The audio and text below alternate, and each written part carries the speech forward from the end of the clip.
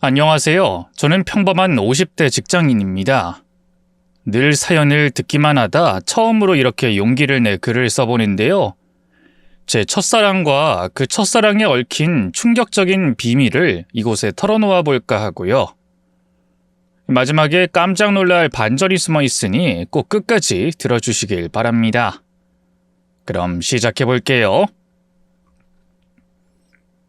돌이켜보면 제 삶은 크게 흠잡을 것 없이 안정적이었어요. 부모님이 두 분 다 공직 생활을 하셔서 경제적으로 큰 어려움 없이 컸고요. 지금처럼 구직난이라는 게 없던 시기라 좋은 대학을 나와 이름난 대기업에 한 번에 입사했죠. 상사들이 좋게 봐준 덕분에 또래보다 비교적 승진도 빠르게 했고요. 다만 이런 제게도 한 가지 콤플렉스가 있었는데요. 바로 30이 넘어가도록 사랑이라는 걸 해본 적이 없다는 거였습니다. 사실 저는 빈말로라도 잘생겼다고 할 수 없는 외모였고요. 키도 평균보다 좀 작은 편이었어요. 그래도 남자는 본인이 마음만 먹으면 여자 잘 만난다고 하시는 분들도 있겠지만 제가 유난히 내성적인 성격이라 그랬던 걸까요? 대학 시절에도 사회생활을 하면서도 연애는 저와는 거리가 먼 이야기였어요. 30대가 되면서부턴 부모님도 걱정이 되셨는지 결혼정보회사에 가입시키고 억지로 선을 보게 했는데요. 마음에도 없는 여자들과 서로의 배경과 조건만 따져 묻는 그 자리가 참 곤욕스럽더군요. 결국 이렇다 할 인연을 만들긴커녕 수천만 원의 가입비만 날리고 끝났죠.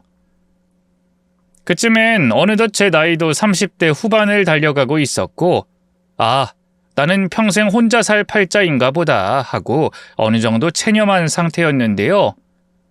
그렇게 마음을 내려놔서일까요? 어느 봄 회사 앞 카페에서 운명처럼 한 여자를 만났습니다. 그녀는 카페에서 일하는 아르바이트생이었는데요. 밝고 경쾌한 목소리로 주문을 받으며 능숙하게 커피를 내리는 모습이 인상적이었어요. 하지만 제 시선을 사로잡았던 건 따로 있었는데요. 바로 그녀의 천진난만한 미소였습니다. 커다란 눈망울을 가진 그녀는 웃을 때마다 사람을 무장해제시키는 묘한 매력을 지니고 있었어요. 언젠가부터 저는 그녀의 미소를 보기 위해 거의 매일같이 그 카페에 얼굴 도장을 찍는 단골이 되어 있었죠. 물론 그렇다고 해서 그녀에게 어떤 흑심을 품었던 건 아닙니다. 그녀는 한눈에 봐도 저보다 훨씬 더 어려 보였으니까요. 아무리 나이를 많게 봐줘도 20대 중후반쯤 됐을까? 어쩌면 대학생일 수도 있겠다 싶었어요. 아무리 생각해도 저는 감이 오를 수 없는 나무였죠. 그런데 참 이상하죠? 매일같이 카페에 들리면 들릴수록 그녀가 저를 신경 쓰고 있다는 느낌을 받았어요. 오늘도 따뜻한 아메리카노 드실 거죠? 네. 테이크아웃 하실 거고요. 금방 준비해 드릴게요. 잠시만요. 언젠가부터 그녀는 제 커피 취향을 기억하고 제가 주문하기도 전에 먼저 말을 걸었어요. 그건 단골 손님을 향한 친절한 서비스의 일환일 수 있으니 그렇다 치는데요. 하루는 제가 사나흘 연속 야근하고 카페에 들른 날이었어요. 어김없이 그녀가 먼저 메뉴 이름을 얘기했고 그걸로 달라며 고개를 끄덕였는데요. 갑자기 그녀가 걱정스러운 얼굴로 한마디를 더 덧붙이더군요. 오늘은 샷 추가해드릴까요? 요즘 계속 피곤해 보이세요. 네? 네, 그럴까요? 사실 요 며칠 계속 야근 중이거든요. 열심히 일하시는 건 좋은데 몸 챙겨가면서 일하세요. 빈속에 커피 마시는 건 안 좋으니까 샌드위치도 같이 서비스로 드릴게요. 꼭 샌드위치 먼저 먹고 커피 드세요. 아닙니다. 그럼 샌드위치도 같이 계산할게요. 아니에요. 제가 드리고 싶어서 드리는 건데요. 이거 파는 거 아니고 알바생들이 밥으로 먹는 거예요. 그래도 사장님한테는 비밀이에요? 장난스럽게 두 눈을 찡긋거리는 그녀를 보는 순간 미친 듯이 가슴이 뛰었어요. 저는 단순히 손님 중 한 명일 뿐인데 이 사람이 내 컨디션까지 신경 써주고 있다는 사실이 신기했습니다. 하지만 그렇다고 해서 그녀가 제게 이성적인 호감이 있다고 생각하진 않았어요. 그냥 친절하고 정 많은 사람이구나 여기고 별 의미를 두지 않으려 했죠. 그러던 어느 날이었어요. 평소보다 일이 늦게 끝나서 바로 집에 갈까 하다가 카페에 들렀어요. 원래 출근길마다 들리곤 했는데 그날은 늦게 일어나는 바람에 그녀의 얼굴을 보지 못했거든요. 없으면 어쩌나 했는데 다행히 그녀가 카운터를 지키고 있었어요. 저를 보자마자 반갑게 인사하더군요. 어서 오세요. 오늘은 안 오시는 줄 알았는데 엄청 늦게 오셨네요? 네, 그 야근이 좀 길어져서요. 무슨 일 하시길래 그렇게 매일같이 야근하세요? 이런 거 물어보면 실례인가? 아니요, 아닙니다. 땡땡 회사에 다니고 있어요. 헉! 땡땡 회사면 엄청 큰 회사잖아요. 헉, 손님 대단하시네요. 대단하긴요. 대단하시죠. 엄청 똑똑하신가 봐요. 공부도 엄청 잘하셨을 테고. 전 사실 고등학교도 못 나와서 지금 검정고시 준비하고 있거든요. 부러워요. 그러면서 그녀가 카운터 아래에서 책 한 권을 꺼내 보여줬어요. 뭔가 했더니 검정고시 문제집이더군요. 그래도 고등학교 졸업장은 있어야겠다 싶어서 요즘 공부 중인데요. 혼자 하려니까 너무 어려워요. 특히 수학은 손도 못 대겠다니까요. 그래요? 갑작스럽게 시작된 그녀의 사적인 이야기에 당황해 어쩔 줄 몰라 하고 있었는데요. 갑자기 그녀가 쑥스럽게 웃으면서 제게 문제집을 내밀었어요. 수학 문제 하나를 가리키면서 말이죠.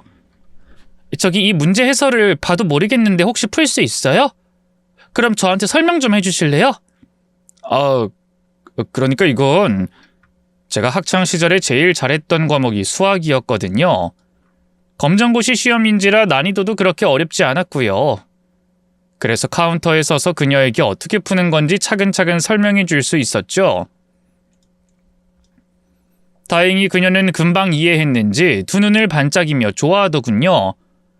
우와, 이해가 쏙쏙 돼요. 감사합니다. 이 문제 하나 때문에 진도를 못 나가고 있었거든요. 별 말씀을요. 앞으로도 모르는 거 있으면 언제든지 물어보세요.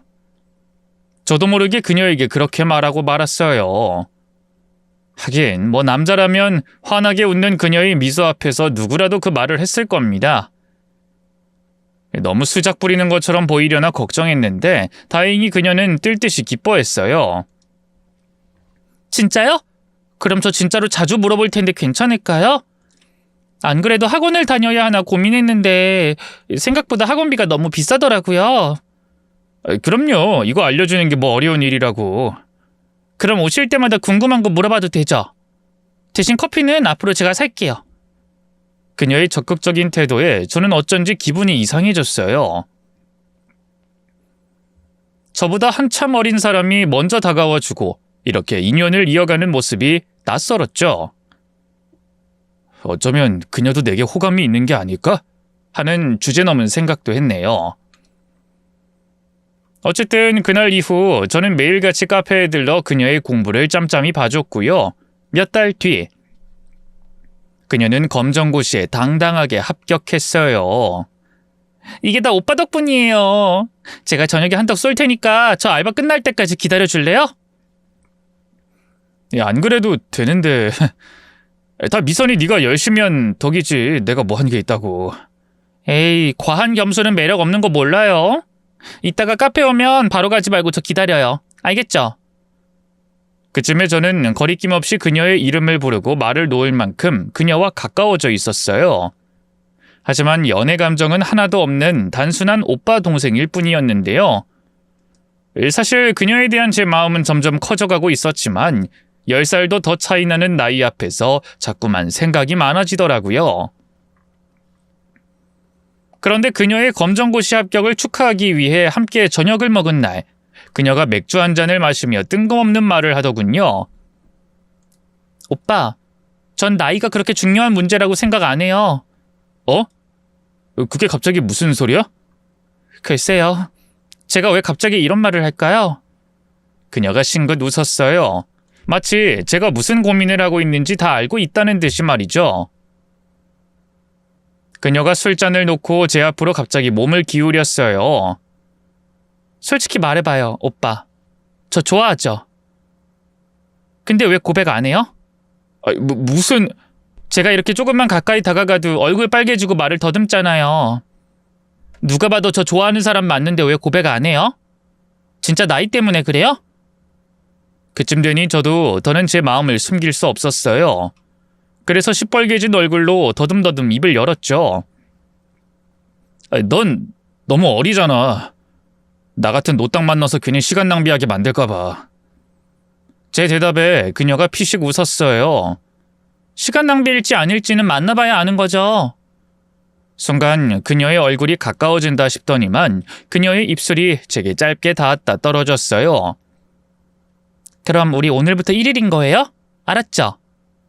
그녀가 소악마처럼 생긋 웃었어요. 그 순간에 제가 고개를 끄덕이는 거 말고 뭘 더 할 수 있었겠어요. 제가 어리숙한 바보처럼 고개를 끄덕이자 그녀가 천천히 눈을 감았어요. 아무리 제가 연애 초보라 해도 그게 무슨 뜻인지는 모를 만큼 멍청하진 않았어요. 이번엔 제가 먼저 그녀에게 입을 맞췄고요. 그렇게 저희는 그날 밤 연인 사이로 발전했죠. 이후 저는 속수무책으로 여자친구에게 빠져들었어요. 여자친구는 그 나이에 자취하면서 홀로 생계를 꾸려가고 있는 만큼 생활력이 강하고 똑부러졌고요. 때로는 그 나이에 맞게 귀엽고 도발적이었어요. 여자친구를 놓치고 싶지 않았어요. 만약 헤어지면 제 인생에 다신 새로운 사랑이 찾아오지 않을 것 같았죠. 결국 저는 여자친구를 사귄 지 1년 만에 그녀에게 프로포즈했어요. 카페 아르바이트를 그만두고 취직을 준비하던 여자친구는 처음엔 제 청혼에 망설였는데요. 이윽고 환하게 웃으며 고개를 끄덕였죠. 그래, 우리 결혼하자. 나도 오빠랑 한 침대에서 매일같이 눈 뜨고 잠들고 싶어. 오빠 닮은 예쁜 애기도 갖고 싶고. 여자친구는 어릴 때 부모님이 이혼하셔서 쭉 어머니와 남동생 셋이서만 살았거든요. 그래서 화목한 자기만의 가정을 꾸리고 싶다는 바람이 강한 사람이었어요.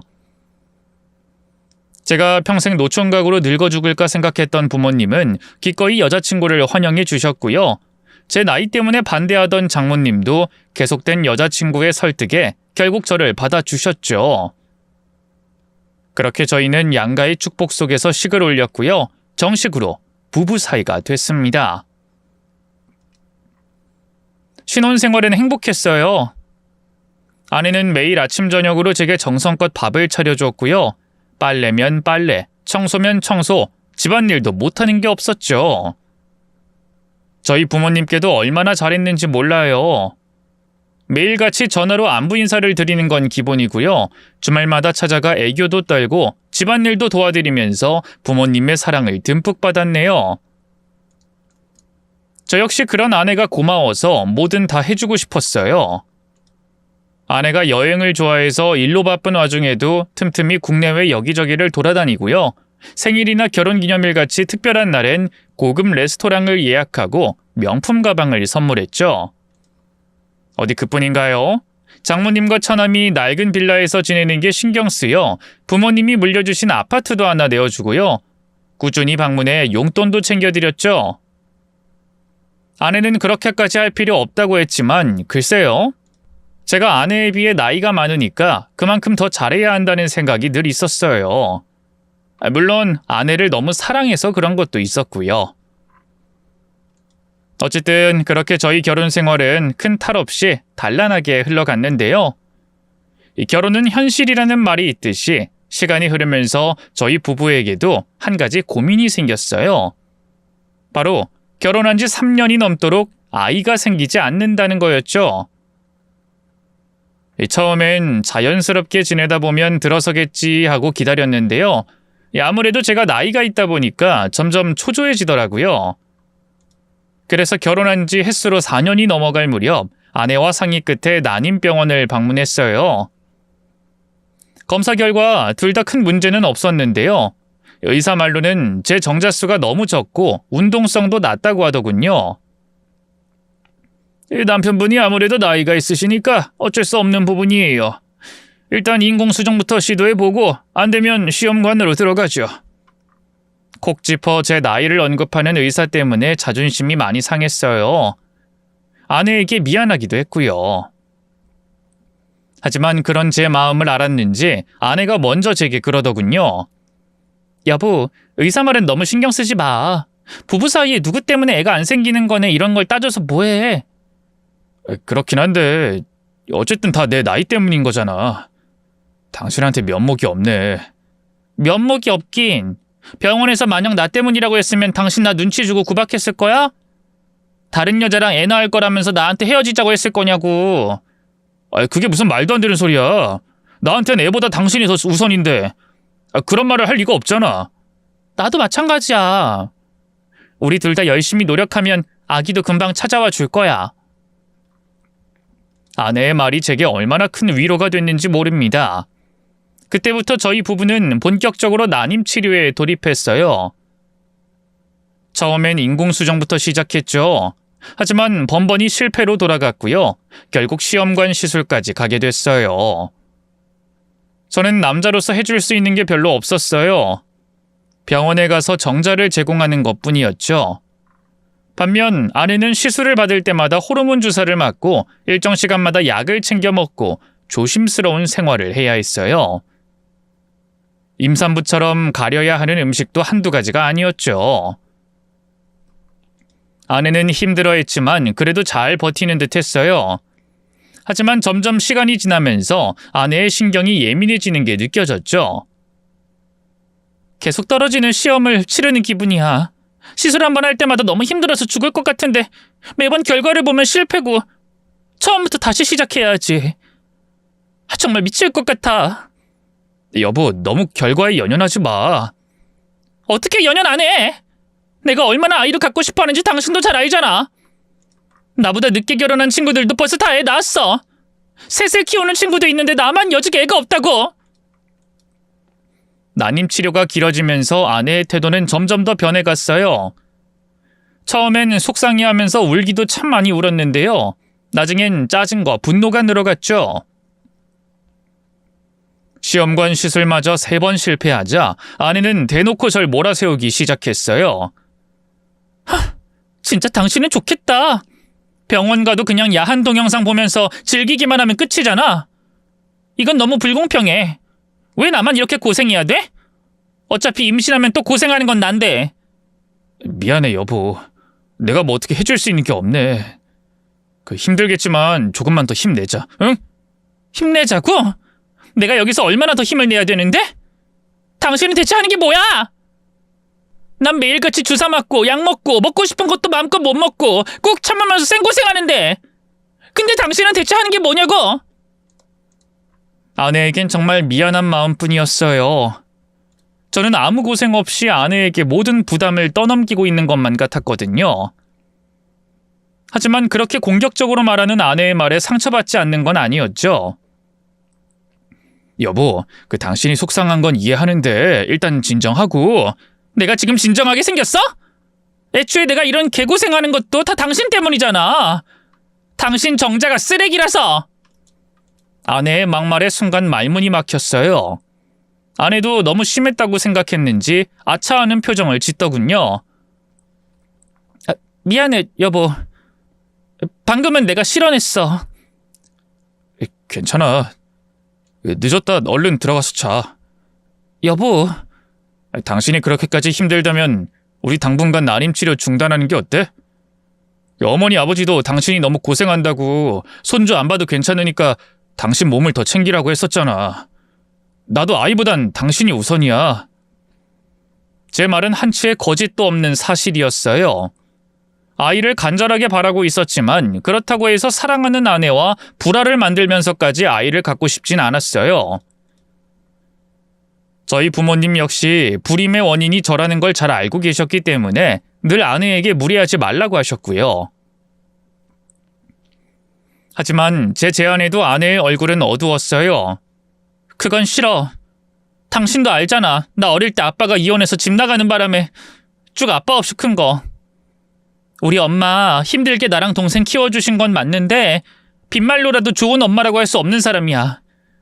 늘 일 때문에 바빴고 남동생만 챙기느라 날 거들떠보지도 않았다고. 그래서 난 어릴 때부터 얼른 좋은 남자 만나 결혼해서 내 아이를 갖는 게 꿈이었어. 내 아이한테는 내가 못 받은 사랑 다 주고 싶어서. 그렇다고 이렇게 계속 당신 스스로를 갉아먹으면서 난임 치료 받아야겠어? 그거 알아?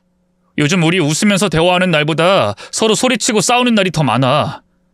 내가 아무리 챙겨주고 신경 써줘도 당신 마음에 나에 대한 응어리가 생겨서 풀어지질 않는다고. 미안해. 내가 요즘 좀 예민했어. 그치만 난임 치료는 계속하자. 여보. 응? 나도 앞으로 조심할게. 아내는 결코 난임 치료를 포기하려 하지 않았고요. 결국 저희 부부는 시험관 시술을 계속 이어갔어요. 하지만 아내는 그날 이후 본인도 충격을 받았는지 저를 대하는 태도가 한결 조심스러워졌죠. 저는 저대로 또 그런 아내가 안쓰러워서 한층 더 아내에게 신경 쓰려고 했는데요. 하늘도 무심하시지. 그런 저희 부부에게 또 다른 시련이 닥쳤어요. 바로 장모님의 빚 문제였죠. 평소처럼 퇴근하고 집에 들어섰는데 아내가 심각한 얼굴로 소파에 앉아 있더라고요. 당신 왜 그래? 무슨 일이 있어? 어떡하지 여보? 엄마가 친구 보증을 잘못 써줬는데 당장 그거 안 막으면 신용불량자가 될지도 모른대. 뭐? 보증? 아니 그건 절대 써주면 안 되는 건데. 엄마가 그런 걸 뭘 알겠어. 이대로 우리 엄마 신용불량자 되면 안 되는데 어떡해? 얼마 전에 허리 다치는 바람에 식당일도 쉬고 있는데. 빚이 얼마나 되는데? 한 3천 정도 된대. 솔직히 3천만 원은 제게도 큰 돈이었어요. 언젠가 태어날지도 모를 아이를 위해 돈을 모으고 있던 중이라 더 그랬죠. 하지만 사위로서 차마 그런 장모님의 상황을 외면할 순 없었어요. 걱정하지 마. 내가 어떻게든 마련해 볼 테니까. 진짜? 우리한테 그 정도 돈이 있어? 적금 들어든 거 깨고 비상금 털고 하면 그 정도 될 거야. 고마워 여보. 진짜 고마워. 그렇게 저는 장모님의 빚을 대신 갚아드렸어요. 하지만 그게 잘못된 행동이었던 걸까요? 제가 생각보다 금전적인 여유가 있다고 생각했는지 장모님은 그때부터 전적으로 자신의 모든 경제 생활을 저희 부부에게 의지해 왔습니다. 한 번은 회사에 있는데 장모님에게 전화가 왔는데요. 받자마자 대뜸 용돈을 올려달라 하더군요. 지금 다달이 50씩 보내주는 거 솔직히 그걸 누구 코에 붙이겠나? 나 혼자 쓰는 것도 아니고 윤석이랑 둘이 쓰는데. 그래도 지금까지 자네 성의가 고마워서 별말 안 했던 건데. 자네도 알지? 나 지금 허리 다쳐서 일 쉬고 있는 거. 아, 네. 그 집사람한테 얘기 들었습니다. 이번 달부터는 한 100만 원씩 보내줄 수 있을까? 네? 100만 원이요? 솔직히 다달이 처갓집에 100만 원을 보낸다는 건 쉽지 않은 일이었어요. 제가 아무리 대기업을 다닌다고 해도 그저 평범한 월급쟁이일 뿐이었으니까요. 그렇다고 대놓고 거절할 수도 없고 난감해 진땀만 뻘뻘 흘렸는데요. 장모님의 목소리가 바로 차가워지더군요. 왜? 힘들 것 같은가? 그게요 장모님. 저희 부부 생활비도 만만치 않고 또 태어날 아기 생각하면 저축도 해야 되고 그래서요. 최근에 장모님 빚 갚아드리는데 적금까지 깨는 바람에 여유가... 아이고, 애가 언제 태어날 줄 알고. 자네 때문에 우리 미선이가 여직 고생은 고생대로 하고 애는 못 낳고 있는데. 그게... 이럴 줄 알았으면 우리 미선이를 자네랑 결혼시키는 게 아니었네. 끝까지 반대했어야 하는 건데. 결혼한 지 벌써 5년이 넘었는데 여직 애가 없다는 게 말이 되나? 우리 미선이 그것이 애를 얼마나 갖고 싶어 했는데 전에 봤을 때도 애 얼굴이 반쪽이 돼 있대. 난임 치료인지 뭔지 그게 얼마나 여자를 갈아 넣는 짓이면. 급기야 장모님은 눈물까지 흘리며 저를 비난하셨어요. 그러니 제가 더 뭐라고 할 수 있었겠어요? 다달이 100만 원씩 용돈 보내드리겠다고 약속하고 전화를 끊을 수밖에 없었죠. 아내도 그걸 알고는 미안해했지만 그래도 용돈을 줄이라든지 자기가 얘기해보겠다든지 하면서 나서진 않더군요. 뭐 100만 원이 적은 돈은 아닌데 내가 난임 치료로 고생하는 거에 비하면 아무것도 아니지 않아? 내가 이렇게 고생하는데 우리 엄마한테 그 정도는 해줄 수 있잖아. 그치? 그렇게 되묻는 아내에게 저는 묵묵히 고개를 끄덕였어요. 그걸 아니라고 하면 제가 천하의 나쁜 놈이 되는 상황이었으니까요.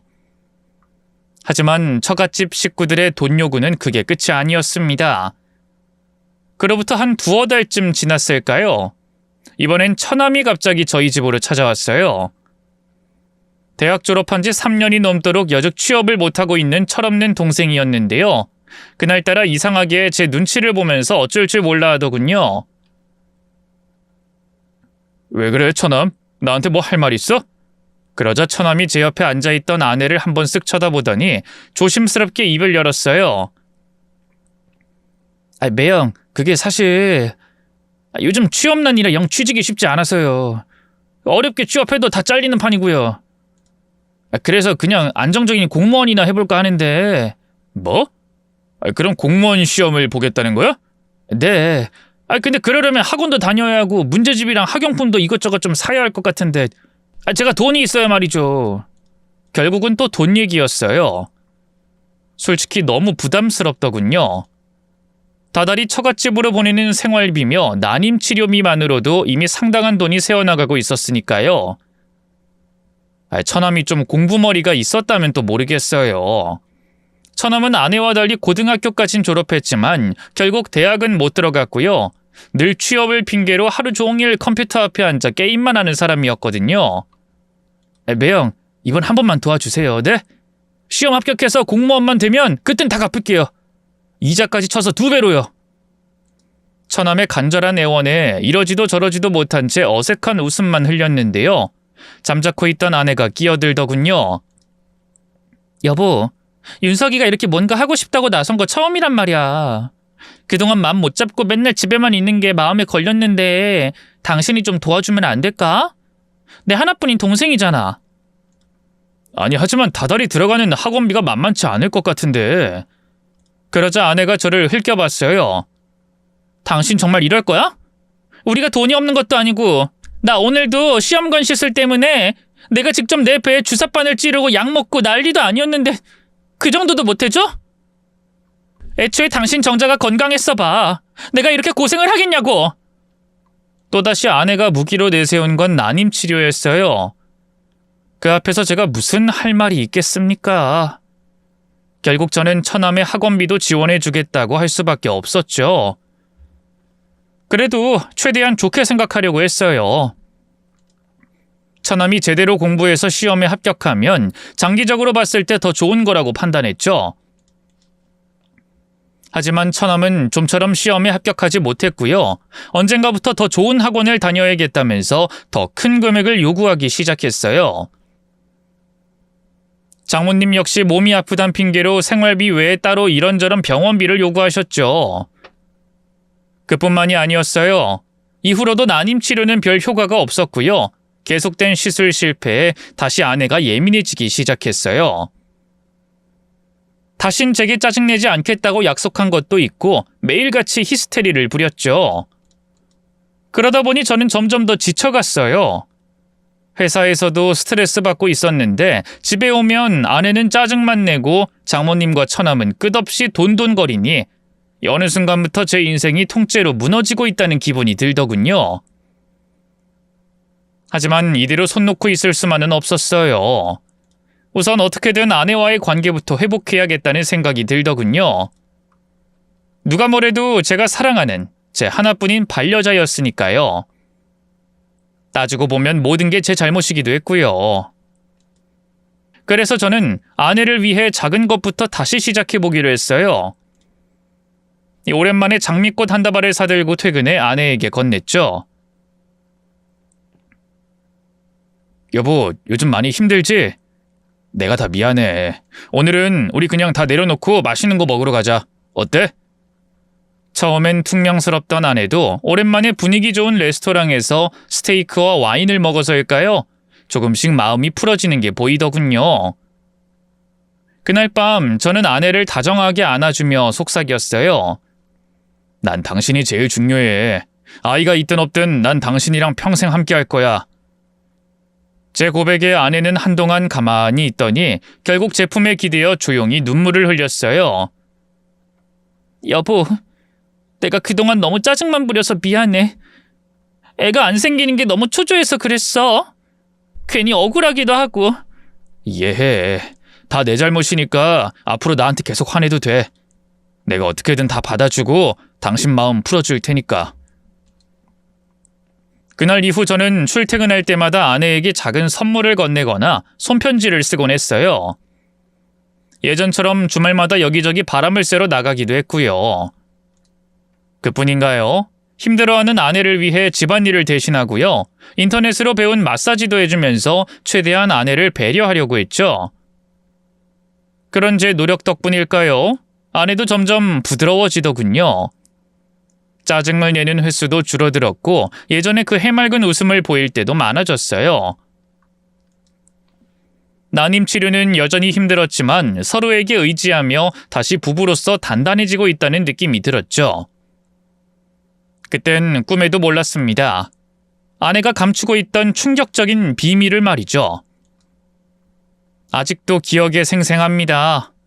그날은 몇 달간 제가 주도하던 프로젝트가 성공적으로 마무리된 날이었어요.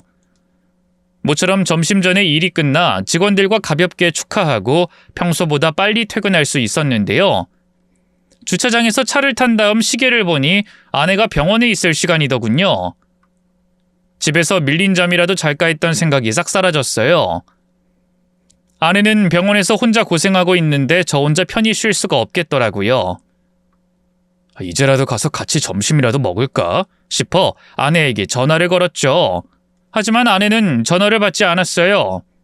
문자에도 답이 없더군요.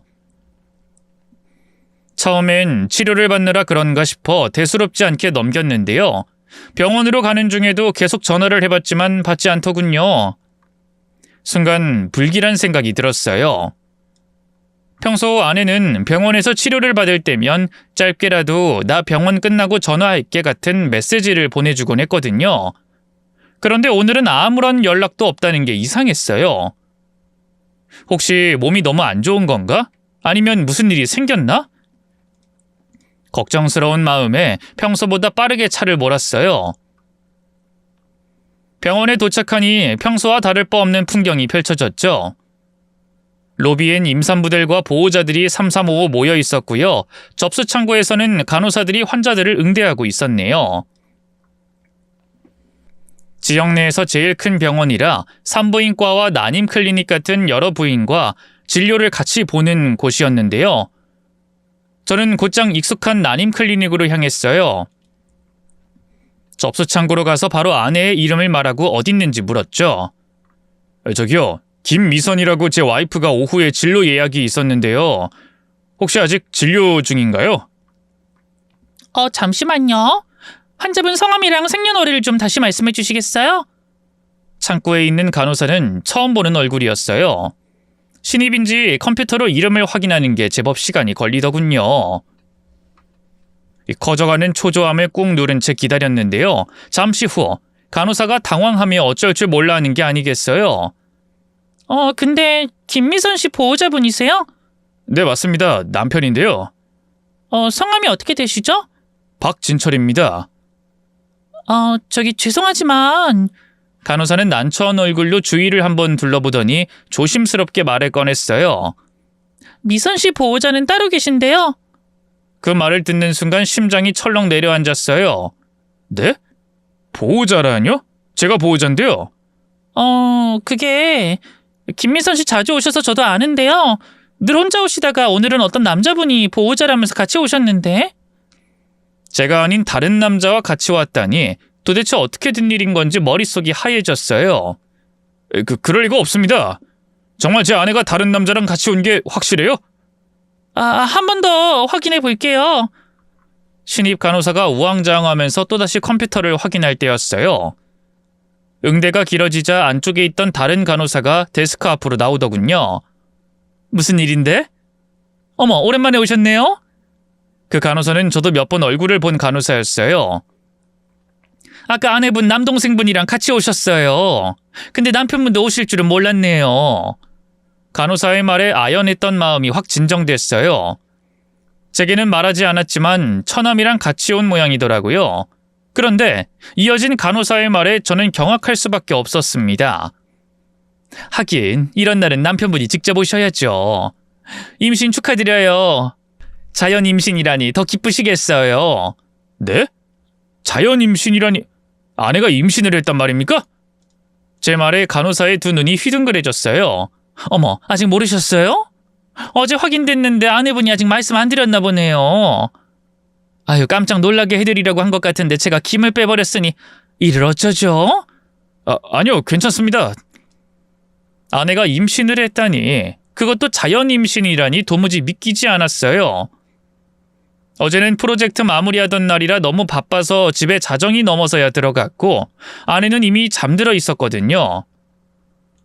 아침에도 제가 새벽같이 나가는 바람에 아내의 얼굴을 미처 못 봤고요. 근데 이렇게 기쁜 소식이 기다리고 있을 줄이야. 한시라도 빨리 아내의 얼굴을 보고 싶었죠. 그런 제 마음을 읽은 걸까요? 간호사가 다시 입을 열었어요. 아내분은 지금 난임 클리닉이 아니라 산부인과 쪽에 계시거든요. 제가 그쪽으로 안내해 드릴게요.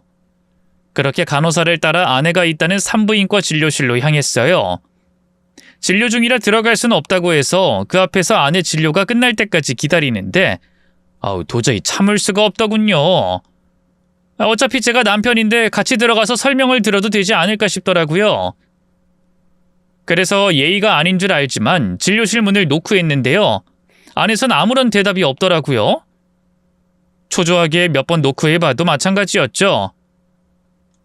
결국 그러면 안 되는 줄 알지만 진료실 문을 몰래 열어봤는데요. 문틈으로 펼쳐진 광경에 저는 순간 넋을 놓고 말았습니다. 의사는 열심히 초음파를 보면서 무언가를 설명 중이었고 아내는 침대에 누워 그 설명에 열중하고 있었는데요. 그런 아내의 옆에는 처남이 아닌 생판 처음 보는 남자가 서 있었습니다. 도대체 누구인지 혼란스러워하던 바로 그때였어요. 의사가 초음파를 보는 틈을 타 남자가 아내의 손을 꽉 잡더군요. 아내는 그걸 뿌리치기는커녕 그런 남자를 향해 다정하게 웃어 보였죠. 그 순간 직감적으로 깨달았어요. 아내의 뱃속에 있는 아이의 아빠가 그 남자라는 걸 말이죠. 어떤 분은 아직 전후 사정도 모르는데 너무 앞서간 거 아니냐 하실 수도 있겠지만 여자만 촉이 있는 거 아닙니다. 남자에게도 있어요. 그 남자를 보는 아내의 눈빛에서 저는 모든 걸 읽을 수 있었죠. 아내가 날 두고 다른 남자와 바람을 피우다니, 그리고 그 남자의 아이를 갖다니 도무지 맨정신으로 있을 수가 없었어요. 부끄럽게도 저는 그 자리에서 정신을 놓고 말았습니다. 다시 눈을 떴을 때는 병실이었어요. 그리고 옆에는 아내가 앉아 있었죠. 제가 깨어난 걸 본 아내가 희미한 미소를 지었어요. 이제 정신이 들어? 뭐가 어떻게 된 거야? 간호사들이 당신 기절한 거 보고 놀라선 병실로 옮겨줬어. 나한테도 알려줬고. 그러게 왜 연락도 없이 온 거야? 그걸 말이라고 해? 당신 아까 진료실에 같이 있던 남자 누구야? 병원 사람들한텐 처남이라고 뻥친 것 같던데. 내가 그 자식 얼굴 똑똑히 봤으니까 둘러댈 생각하지 마. 당신 그 자식이랑 바람핀 거 맞지? 임신했다는 것도 그 자식애인 거지? 제발 아니라고 하길 바랬건만 잠시 망설이던 아내가 위아래로 천천히 고개를 끄덕였어요. 그래, 맞아. 아까 그 사람은 내 중학교 동창이야. 당신한테 미처 말 못했는데 몇 달 전에 동창이가 있었거든. 어릴 땐 그렇게 안 친했는데 만나서 얘기를 나눠보니 말이 잘 통해서 단둘이 몇 번 만났어. 그러다 술김에 그만 실수를 해버렸고. 아내의 가짠지도 않은 변명에 기가 찼어요. 뭐? 실수? 가정이 있는 여자가 다른 남자랑 잔 게 어떻게 실수야? 당신 바람핀 거야. 날 배신한 거라고! 조용히 정리하려고 했어. 근데 애가 들어서는 바람에 어떻게 해야 할지 몰랐어. 나도 많이 혼란스러웠다고. 지웠어야지. 그 자식이랑 같이 산부인과를 오는 게 말이 돼? 그러자 아내의 두 눈에 눈물이 고였어요. 지우라니 어떻게 그런 말을 해? 당신도 알잖아. 내가 얼마나 간절하게 아이를 원했는지.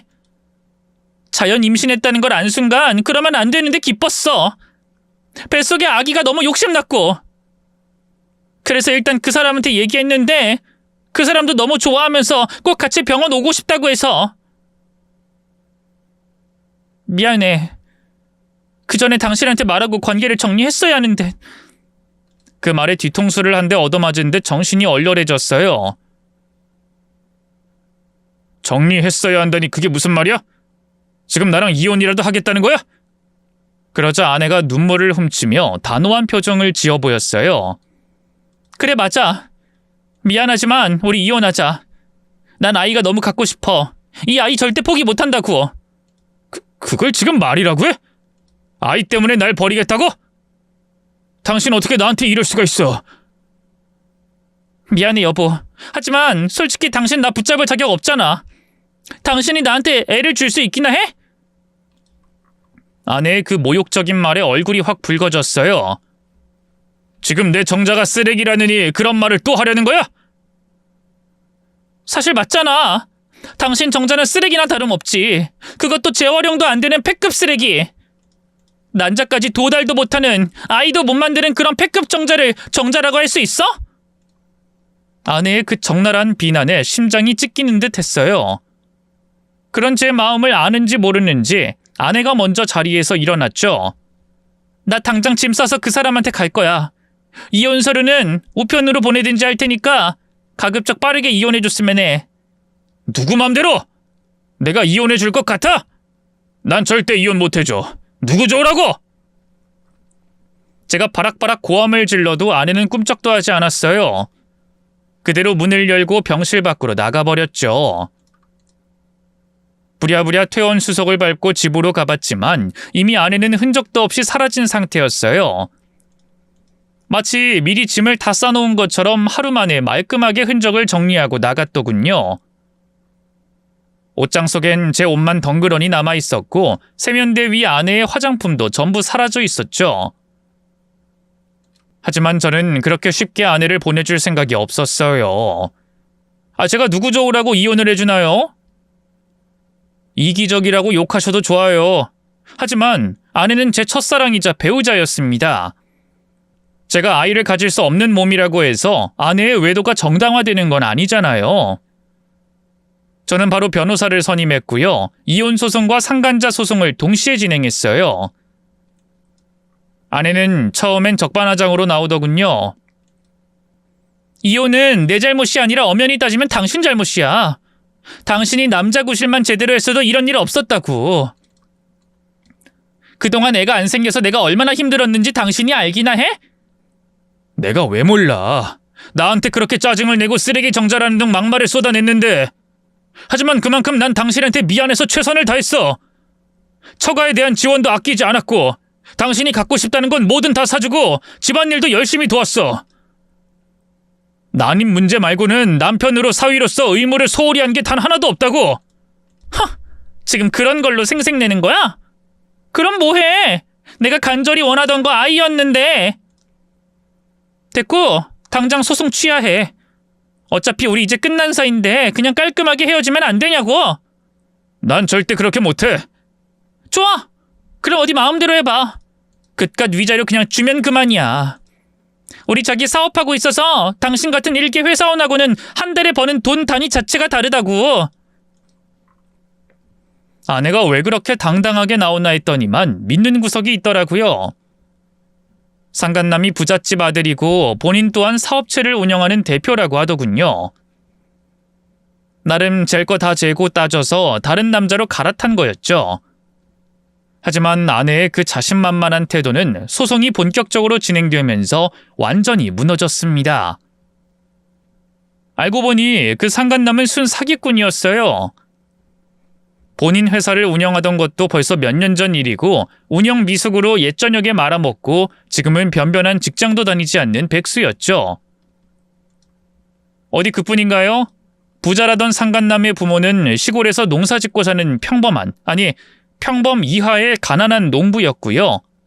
아내가 상간남의 애를 가졌다는 걸 알면서도 한번 결혼한 전력이 있는 여자라는 이유로 맹반대를 하고 있다 하더군요. 뒤늦게 모든 사실을 알게 된 아내는 펄쩍 뛰었어요. 상간남에게 어떻게 자기를 속일 수 있냐고 따지고 들었지만 이미 상황은 되돌릴 수 없는 상태였죠.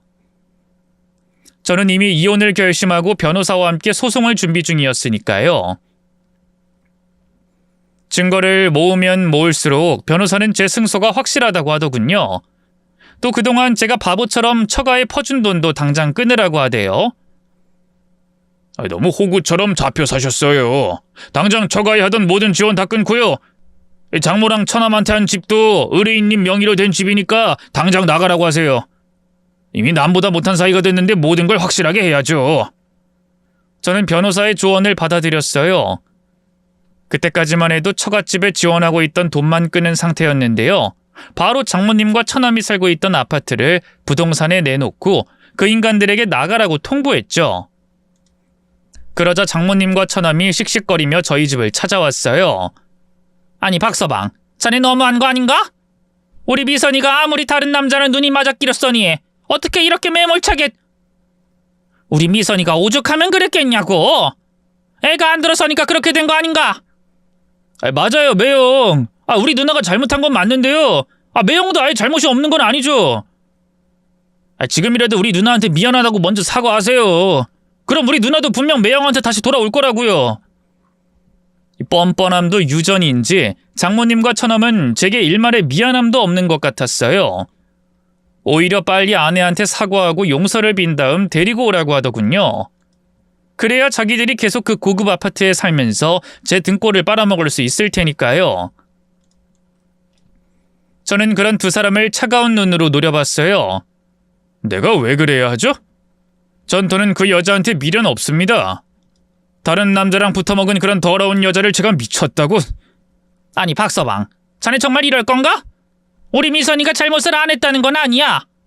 그치만 미선이 걔가 자네를 얼마나 사랑하는데. 자네가 싫어서 헤어지자고 한 게 아니고 애 때문에. 그딴 변명 집어치우세요. 세상에 어떤 미친 여자가 애가 안 들어선다고 다른 남자랑 바람을 피운답니까? 정말 애가 절실했으면 저한테 헤어지자고 하고 이혼한 다음 그 뒤에 다른 남자를 만났겠죠. 그냥 그 여자는 애를 핑계로 더럽게 놀고 싶었던 것뿐이에요. 그 죗값은 치러야 하지 않겠어요? 제 이빠른 말에 처갓집 식구들은 아무 말도 못했어요. 저는 그런 두 사람을 노려보다가 문을 가리키며 차갑게 입을 열었죠. 이제 그만 나가주시죠. 저한테 더는 한 푼도 기대하지 마시고요. 이보게 박서방, 그럼 제발 집만이라도... 이렇게 갑자기 쫓아내면 우린 길바닥에 나 앉아야 해. 적어도 집 구할 시간은 줘야지. 그건 제 할 바 아니죠. 오늘 내로 짐 싸서 안 나가면 그땐 사람들 불러서 강제로 쫓아낼 테니 그런 줄 아세요. 가택 침입으로 신고도 할 거고요. 매형, 정말 1억이에요? 지금 돈으로 갑질하는 거냐고요? 철없는 처남이 제게 주먹을 뻗으며 달려들었어요. 하지만 그런 애송이의 주먹에 맞아줄 만큼 제가 한심한 놈은 아니었죠. 저는 날쌔게 처남의 주먹을 피했고요. 처남이 허둥대는 틈을 타 복부에 발을 날려줬네요. 처남은 악소리도 못 내고 그 자리에 주저앉았죠. 매형, 잘못했어요. 내가 잘못했다고요. 고작 한 대 얻어맞고도 처남은 엉엉 울며 용서를 빌었어요.